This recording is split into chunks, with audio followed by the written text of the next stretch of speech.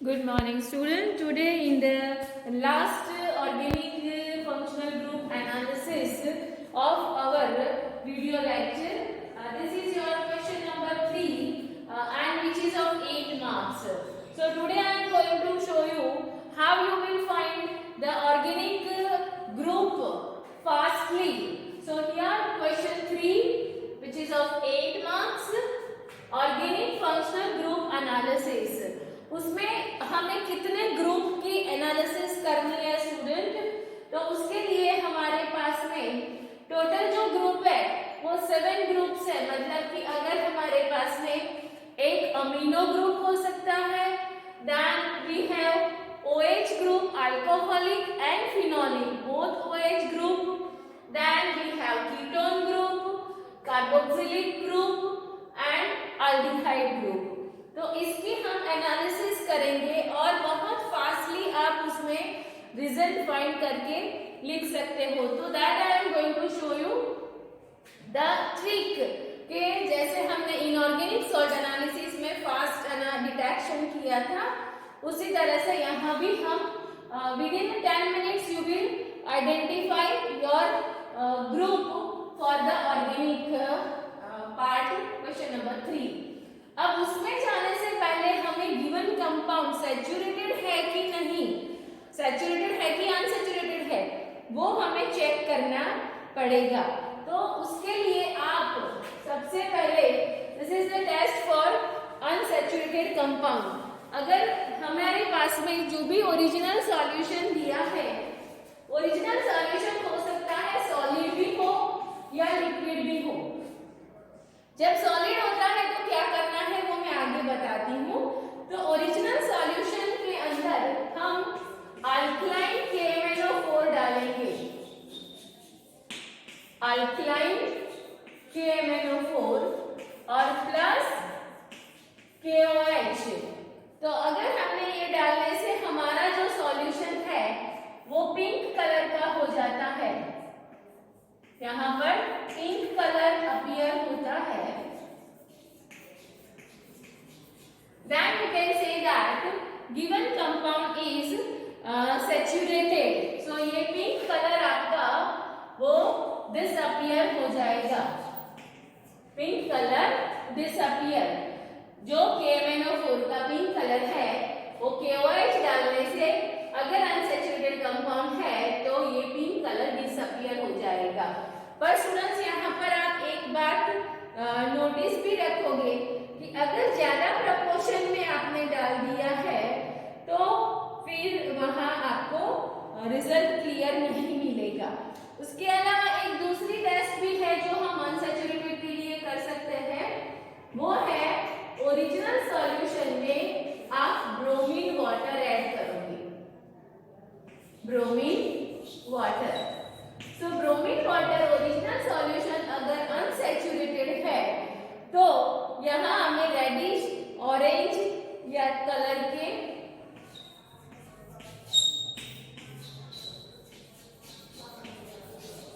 Reddish या जो orange colour है हमारा वो कलर हमें यहाँ पर डिसअपियर हो जाएगा।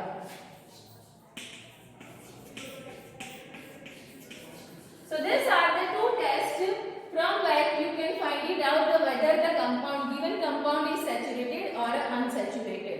उसके बाद में हम जाते हैं test to find the OH group. अब OH ग्रुप में as I said maybe it is alcoholic or maybe it is phenolic.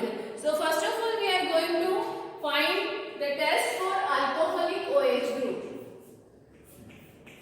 So test for alcoholic OH group.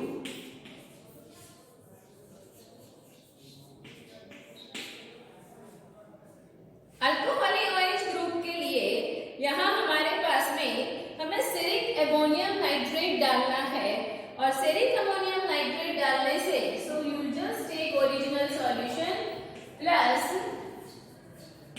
Ceric ammonium nitrate. So when you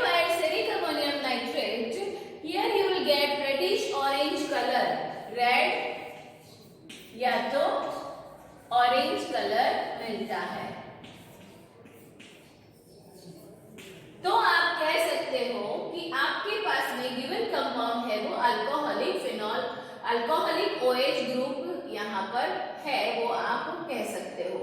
अब student एक बात ध्यान में रखोगे, whenever you are adding the steric ammonium nitrate, अगर आपने गलती से ज्यादा प्रपोर्शन डाल दिया, मीन्स यहाँ you take 2 to 3 drops only। अगर आपने सेरिक अमोनियम नाइट्रेट ज्यादा डाल दिया तो हो सकता है कि यहाँ पर रेड ऑरेंज कलर आके सीधा डिसअपियर हो जाए, तो यहाँ आपका रिजल्ट गलत आने के चांसेस हो सकते हैं। So this thing you keep in your mind whenever you are adding the ceric ammonium nitrate for detecting the alcoholic OH group, you have to take only few drops, 1 to 2 or 2 to 3 drops of steric ammonium nitrate, and if you have the OH alcoholic group, then red or orange color will be seen. Now suppose you have the phenolic OH group, then we get go for the next test for phenolic OH group.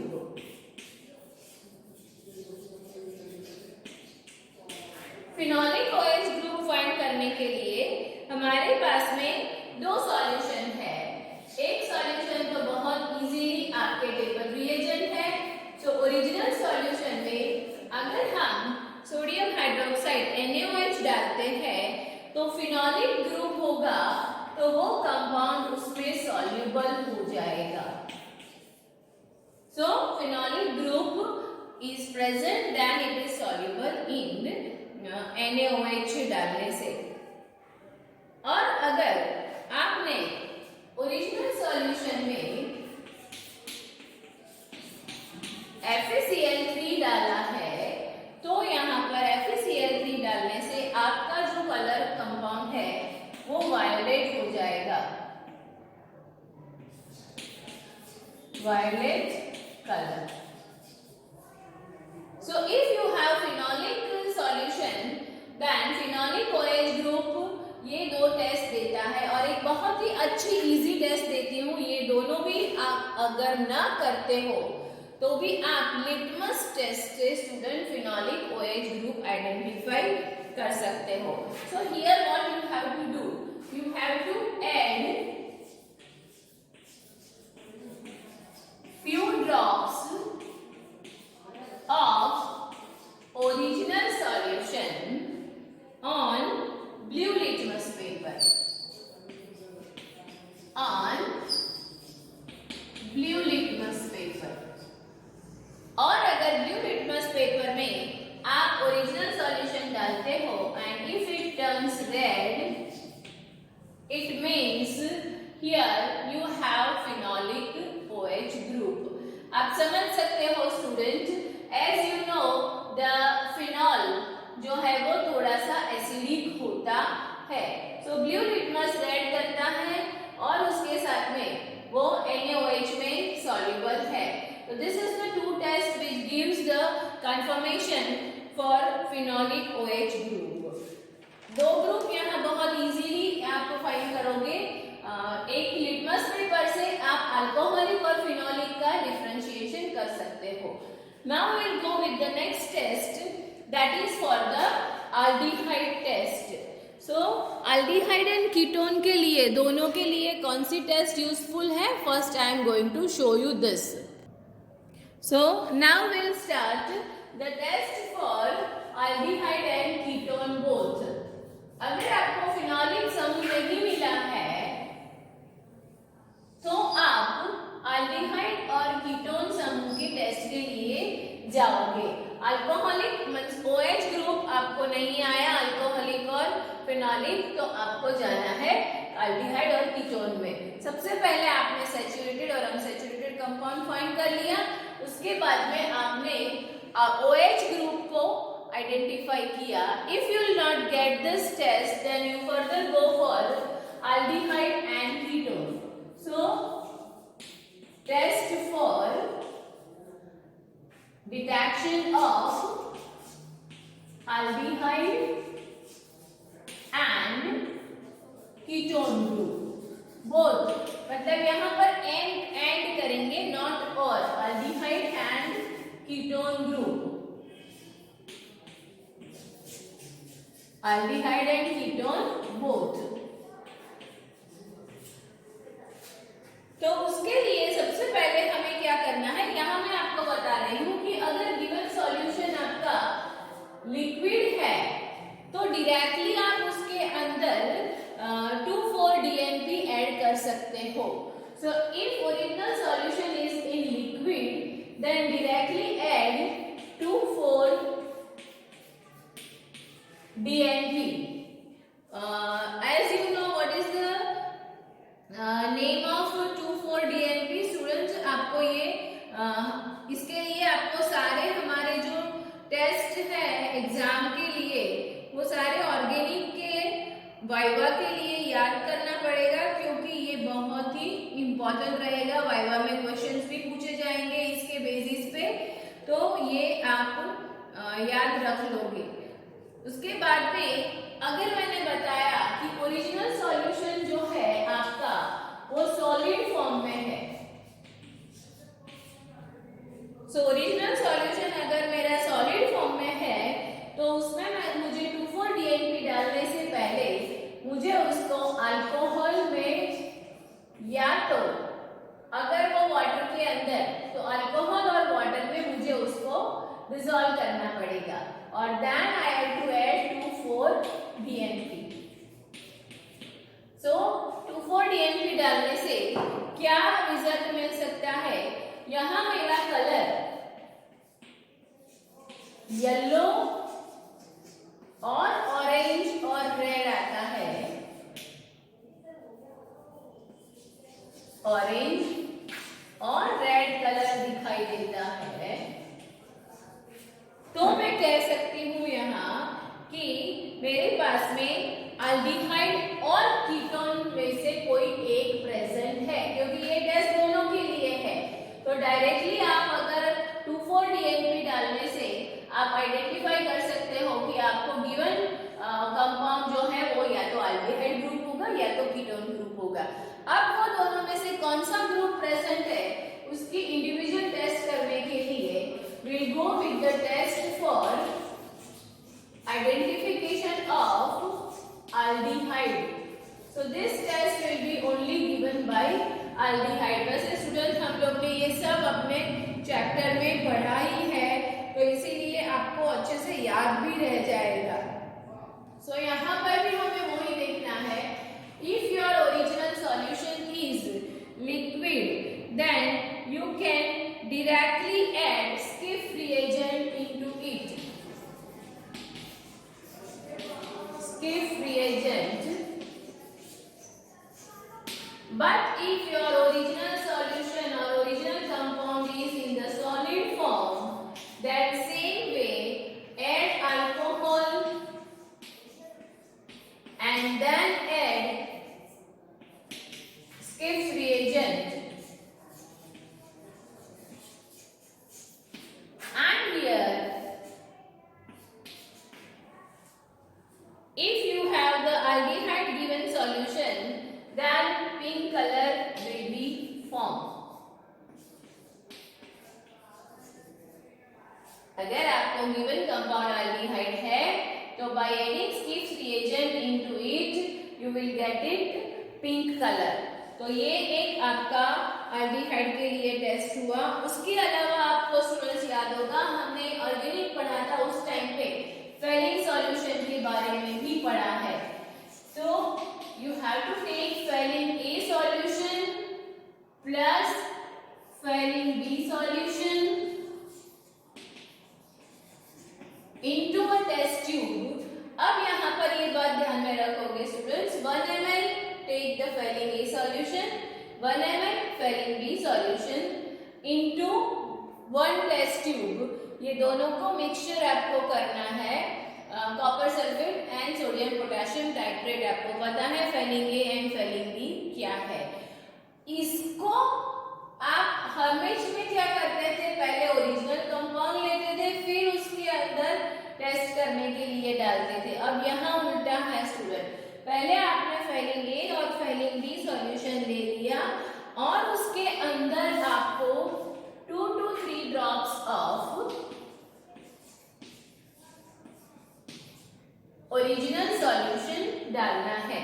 So original solution liquid है तो directly आप इसके अंदर add कर दोगे। And same way here if again original solution is in solid, so if original solution is और original compound is solid, then add alcohol and then this liquid will be added to the phenyl A and phenyl B solution test tube. और यहाँ पर अगर aliphatic aldehyde है तो you will get red color PPT. So here you will get red color PPT. तो ये बात आप प्रूव कर सकते हो फेनिल ए और फेनिल बी सॉल्यूशन के अंदर ओरिजिनल कंपाउंड डालने से रेड पीपीटी मिलता है। तो you are having the aliphatic aldehyde present. तो ये आपको क्लियर हो गया। अब इसके बाद में अगर अल्डिहाइड नहीं है तो suppose you have a ketone. So ketone के लिए कौन सी टेस्ट करनी है वो हम देखते हैं।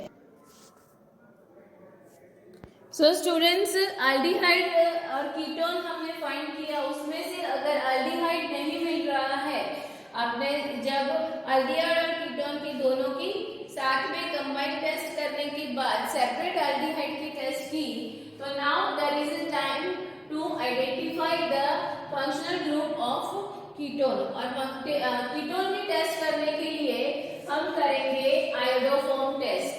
सो you have to take the original compound and then by adding iodine plus NaOH, this is our iodoform test.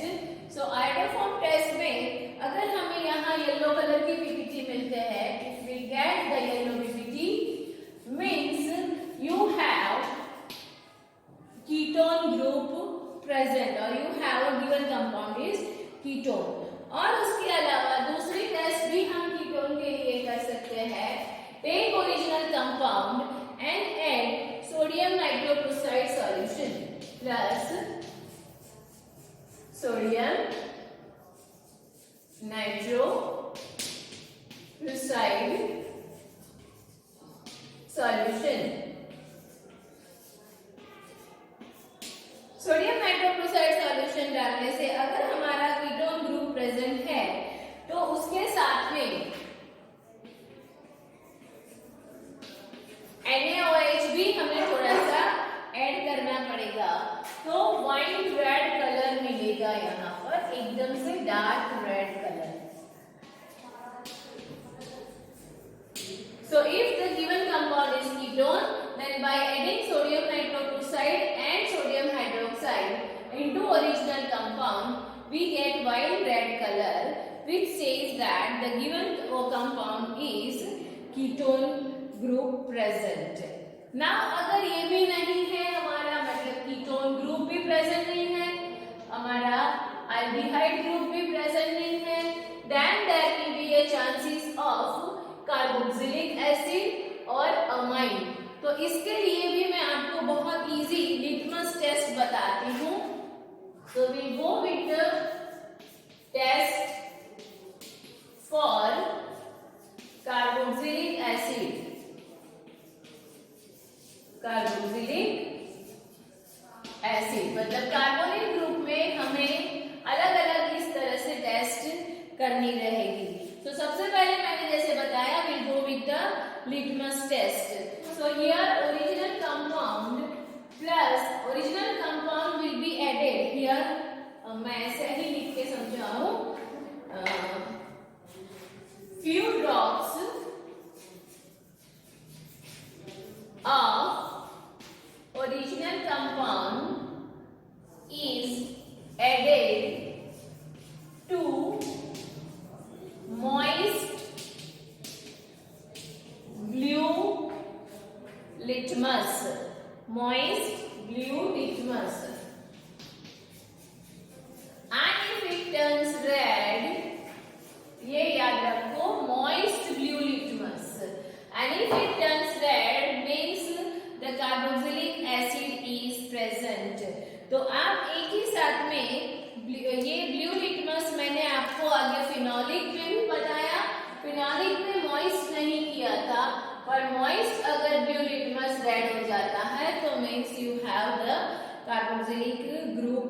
Present. उसके बाद में सेकेंड टेस्ट अगर उसके लिए करनी है कार्बोक्सिलिक ग्रुप के लिए, तो हम कर सकते हैं यहाँ पर कि ओरिजिनल कंपाउंड जो है उसके अंदर इथेनॉल या मिथेनॉल, इथेनॉल और मिथेनॉल डालेंगे हम, तो उसके साथ में कॉन्सेंट्रेटेड H2SO4 डालने से कुछ स्वीट स्मेल हमें मिलती है, एस्टर के जैसी sweet smell.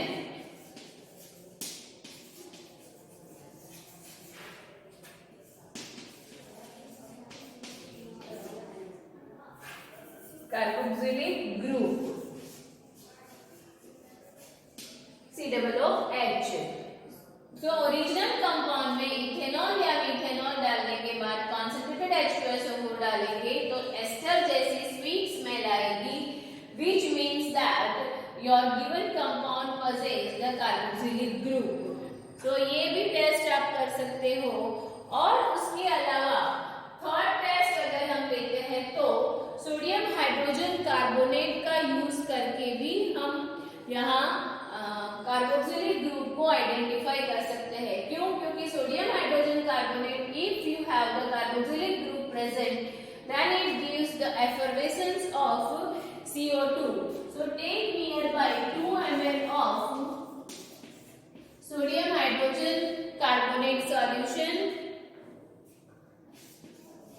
nearby 2 ml of sodium hydrogen carbonate solution, and then add original compound into it।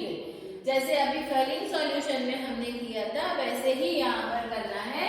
add few drops of original compound into sodium hydrogen carbonate, and then if you will get fast effervescence or brisk effervescence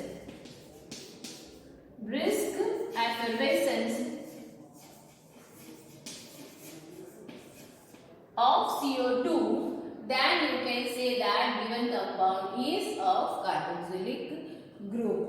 तो ये test हो गया आपका carboxylic group का and ketone group का। अब हमारे पास में फाइनली जो बाकी रहा है वो है सिर्फ NH2 ग्रुप। तो अब हम जाते हैं अमीनो ग्रुप के लिए। सो अमीनो ग्रुप में हो सकता है हमारे पास में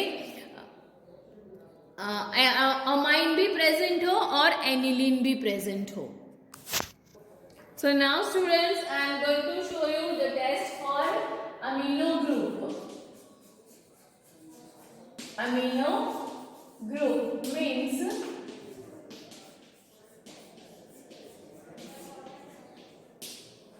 अमीनो ग्रुप के लिए ये लास्ट हमारा डिटेक्शन रहेगा। यहाँ पर भी आप लिटमस टेस्ट कर सकते हो। सो अगर एनिलीन है कि हमारा अमीनो ग्रुप है, वो दोनों की टेस्ट भी आप लिटमस से फाइंड कर सकते हो। तो exactly out of 7 groups I had given you the 4 groups can be identified by litmus। तो ये बात आप ध्यान में रखोगे। तो यहाँ पर few drops, अगर हम एमिनो ग्रुप के लिए few drops of original solution, few drops of original solution अगर हम रेड लिटमस में डालते हैं, add into red litmus, or if your red litmus turns blue, तो आप समझ सकते हो कि गिवन कंपाउंड जो है वो आपका प्राइमरी अमाइन है। So your given compound is primary amine. आगे के हमने जो दोनों टेस्ट देखा था कार्बोक्सिलिक के लिए, और उसमें हमने आगे दोनों में ब्लू लिटमस का यूज किया था, जो फिनोलिक OH ग्रुप के लिए और हमने कार्बोक्सिलिक के लिए, दोनों के लिए जो हमने लिटमस टेस्ट देखा, वो दोनों टेस्ट में हमने कौन सा लिटमस पेपर यूज किया स्टूडेंट? Very good. सो अब यहाँ पर मैंने आपको बताया रेड लिटमस का यूज करके आप अमाइनो ग्रुप है या वो फाइंड कर सकते हो। सो अगर आपका रेड लिटमस ब्लू होता है तो means it is a primary amine. Now another test for this, original compound में आप क्लोरोफॉर्म डालो और क्लोरोफॉर्म के साथ में अगर हम KOH ऐड करते हैं तो आपको अगर वहां पर कुछ स्ट्रॉन्ग स्मेल आती है, एक पिक्यूलर स्मेल आती है,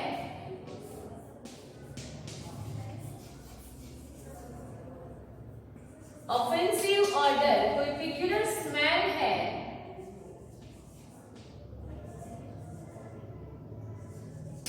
सो ऑफेंसिव स्मेल आने से आप कह सकते हो कि given compound amino group present है। और उसके अलावा एक थर्ड टेस्ट भी है जिसमें ओरिजिनल कंपाउंड में आप डाइल्यूट HCl डाल के अच्छे से शेक करते हो। ओरिजिनल कंपाउंड में डाइल्यूट HCl डाल के अगर आप अच्छे से शेक करते हो and your original compound is dissolve into it, then also you can say that the given compound possess the amino group. अगर अमाइनो ग्रुप नहीं है तो एनिलीन हो सकता है। तो वो तो आप कलर और स्मेल से भी एनिलीन को तो फाइंड कर सकते हो। सो टेस्ट फॉर एनिलीन, वो भी आपका NH2 ग्रुप ही हुआ। सो एनिलीन के लिए आपको फाइंड करना है यही लिटमस टेस्ट ही, पर एनिलीन है वो आपके लिटमस टेस्ट में कोई कलर चेंज नहीं देगा। Same thing, so add few drops of original solution into red litmus, so no color change, no color change. Aniline red litmus पे कोई इफेक्ट नहीं दिखाता है, means you can say that given compound is aniline. And then other test for aniline, you can add the bromine water into your original compound.